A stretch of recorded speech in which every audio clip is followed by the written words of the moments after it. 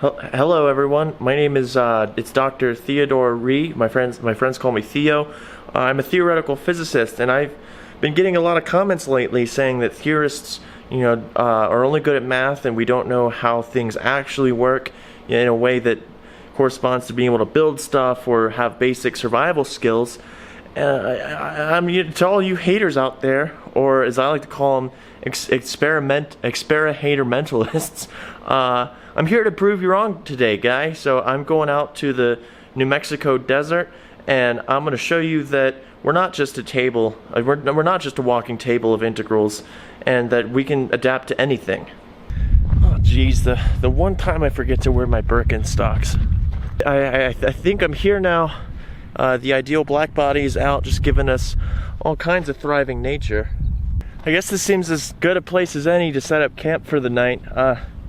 It's about 3 o'clock. I don't really know when the sun sets. I always keep the shades closed, but people are always going to give you a whole bunch of hooey on how much survival gear you need. Don't listen to them. All you need is in this survival book right here.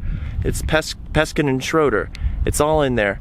Having said that, I also brought an introductory engineering book just in case I got to keep a fire going. You see, rule number one to surviving in the wilderness is always remember where your base camp is. So if you're like me and you like to soak it all in and scurry off for a little bit, just make sure you leave yourself a little trail of breadcrumbs, so to speak. So what I did here is I left myself a little sign that says exactly what direction to go in to find my stuff. And I made myself a little chair, because who says nature can't also be relaxing?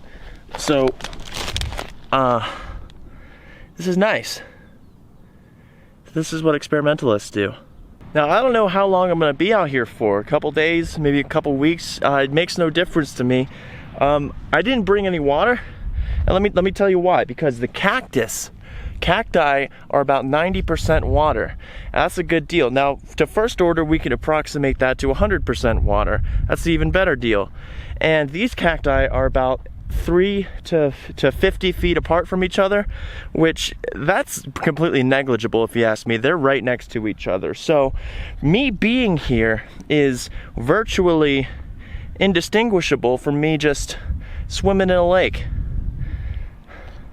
But it does not feel like that.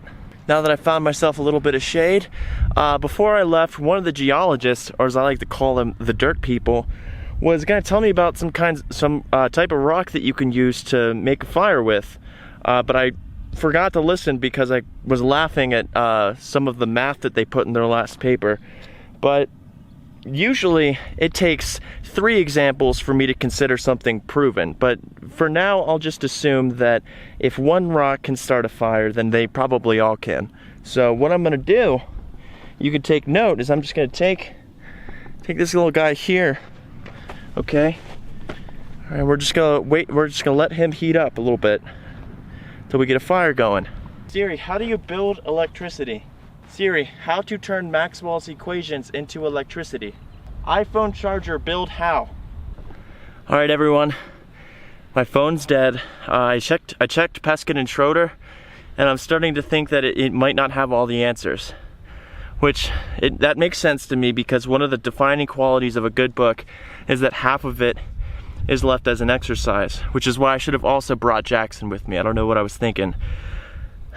What would an experimentalist do? I think I got it. I think I know why I haven't been able to utilize what nature has in its fullest capacity to facilitate survival.